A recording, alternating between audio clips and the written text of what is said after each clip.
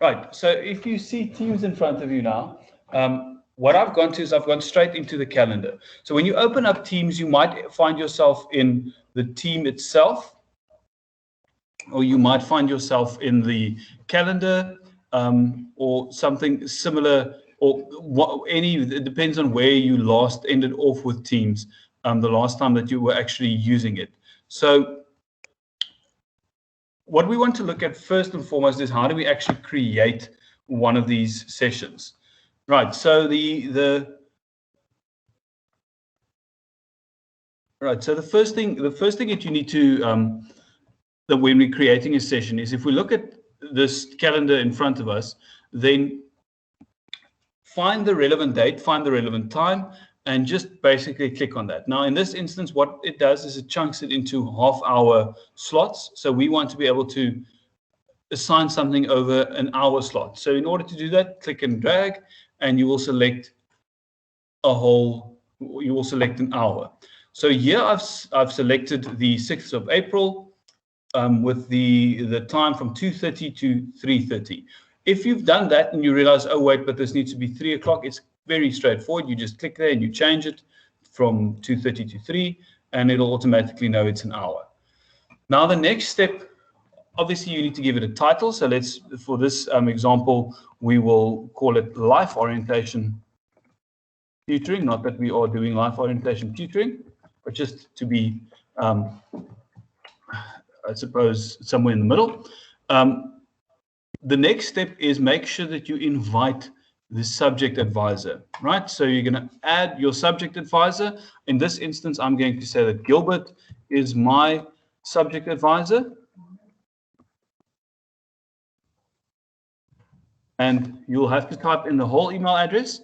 So invite Gilbert to the session, and then just because we want to be able to invite additional people, you're more than welcome to invite me as well. So we're going to click on that, and it's going to invite Gilbert, and then we're going to invite me as well. This is useful if you're just going to make sure that you invite me, because then if we do encounter any glitches or any issues, then I will automatically have the join link with me as well if you've invited me to the session. So please do that. Your subject advisor and me. If you don't have my email address, your subject advisor, I'm sure, will share that with you. Then the next step, an important one that we have been neglecting that actually makes our life a lot easier, is this does not repeat option. So when you click on this does not repeat, it gives you the option to actually say that the session is going to repeat multiple times. Now with our tutoring at the moment, it is repeating multiple times. So it becomes quite easy to select these sessions one by one. Right. I think there's someone who wants to. Okay, sorry. Right. So once we get to this point, be mindful of the fact if you're going to say weekly means it's going to run until the end of time. So we don't necessarily want to say weekly. We probably want to change it to custom. We're going to select custom. We're going to select custom, and this will allow us to determine how long this weekly thing is going to run. So I think just to make for this term, what we're going to do, and everyone needs to do this, please, for next week, we will support you in this process, is you're going to create your recurring event from next week. So that start date will obviously not be the 6th of April. And you're just going to say that it ends at the end of the term, right? Just for argument's sake, the 30th of April. Just a tip that I found with these things in the past, and I haven't done it in MS Teams specifically, but it's usually better to make your end date just one day later. Otherwise, sometimes the systems think, okay, but that day is not supposed to have it. So if your last session would be on the 29th of April, just select the 30th of April. What that's going to do, I'm going to say save, is it means that it's actually going to create a number of sessions for me automatically. The big advantage of this is it's the same link that we can use to attend all of these sessions. So we're not going to run into an issue as we've had on one or two occasions where people end up in the wrong session, where they end up in session 3, where we're actually presenting session 4, or they end up in session 4, where it's actually now moved on to session 5. Sometimes people get a little bit confused with that. Now we're going to have one link per subject for a term, essentially. Right.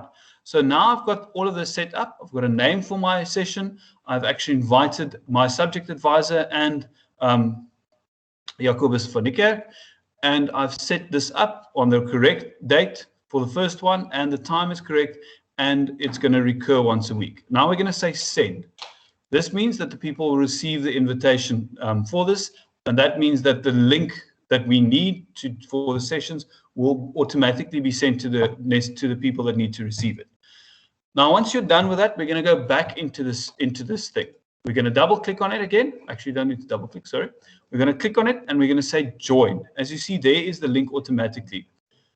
One of the strange little things that Teams does, unfortunately, is it doesn't allow us to actually change settings. We can't actually change the settings for a meeting when we set it up initially. So we first need to set it up, we send it out, and then we get to change the settings. So I'm going to say join here. And I'm going to actually go into my session. Right, now I just need to switch my screen sharing again. So just give me a second to switch that.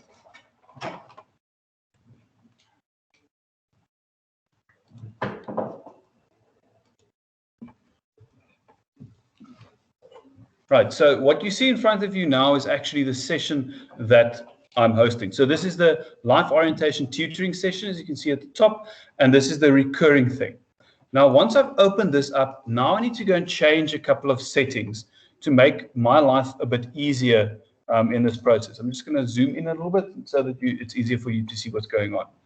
So we need to go into the meeting options. Now, I know there are other ways of doing this, but from personal experience, the best way to do it is to go into your session and then change the meeting options in Teams. If you don't do it that way around, there's a breakout that goes into your browser, and then you need to be logged in, and sometimes we're logged in with the wrong account. Anyway, this is the easiest way. So we're going to click on the 3 dots for more options, and you'll see here we've got a number of different things that we can use. Importantly, meeting options. So we're going to go into meeting options, and here we're going to set a couple of things that makes my life easier. Now, if you're going to be presenting your training from the web browser, this becomes a lot harder to access. So the one that I'm presenting now from, I am presenting from my web browser, and that's why it's a little bit tricky to get everything set up. Okay.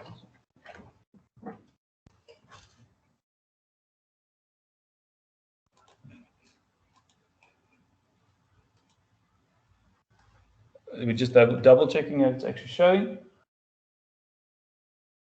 Okay, it seems it cuts off parts of it on your side. Okay, there we go. Now it looks good. So these settings, let me just quickly explain what they are. The first one, who can bypass the lobby? This is a nightmare if you don't change it, because when you are presenting and you're not presenting with any support, you need to admit people. Some of you have gone through this frustration, and it's a lot easier if you can set this thing correctly. So we're just going to go to people in my organization, and we want to change it to everyone. So basically, anyone who has the link just jumps into the meeting automatically.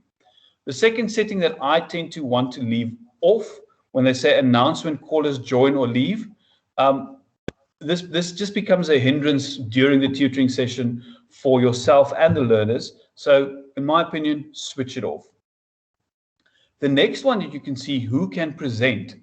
Now, for this, it becomes equally frustrating if others are unmuting themselves and they are participating. And in this meeting even, you would have noticed that you had to wait to be accepted into the lobby because I hadn't changed these settings. I wanted you to experience what it looks like. With the presentation, same story. There were people whose mics were on, and someone needed to switch it off because we don't always remember to switch our mics off. So with these settings, we can actually force it into a certain direction. So I can click on this, who can present, and I say only me. I'm the only one that can present. And then I go to this option, allow attendees to unmute, and I actually unselect that. That means that the attendees can join, but they can't actually take over the presentation in any way, because this unfortunately sometimes happens by accident. And more importantly, they can't unmute themselves. They're automatically muted when they join the session. Meeting chat, you should always leave enabled. I tend to feel that in meeting only is almost the best, because we're going to be using recurring ones. What's going to happen is that meeting chat will remain open, and people will be able to continue talking. If you change the setting to in meeting only, that means the presenter has to be in the session and open up the session for the chat to be able to run. But you can change this if you want to. And that's the other thing that's very important to understand. During a session, you can go in and you can change settings as well. You can allow everyone to unmute themselves, etc.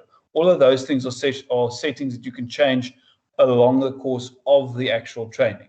So just so you understand how all of these settings work. So now we're going to go save, because I'm happy with everything that we've done here.